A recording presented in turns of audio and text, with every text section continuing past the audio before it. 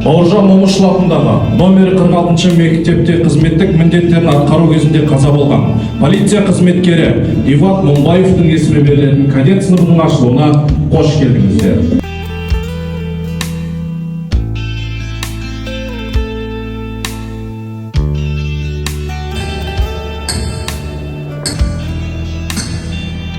Полиция қызметкерлері қоғамдық тыныштықты сақтауда күнделікті қызмет атқарып жатыр. Соның ішінде небір қауіпті жағдайлармен бетпе-бет келіп жатыр. Өз антына адал болып, адал екендігін дәлелдеп, отан үшін, ел үшін жанқиярлық іс-әрекетке барып жатқан әріптестеріміз жеткілікті.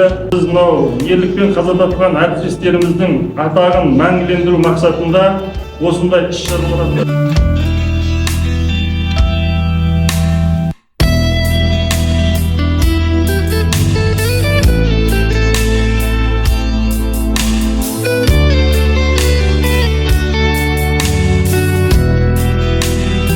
Батыс Қазақстан облысы полиция департаментінің естелік кітабына аты енгізілген тарихта қалды. Что я пожелаю, кстати, вам, ребята, пусть героический поступок моего брата будет для вас примером.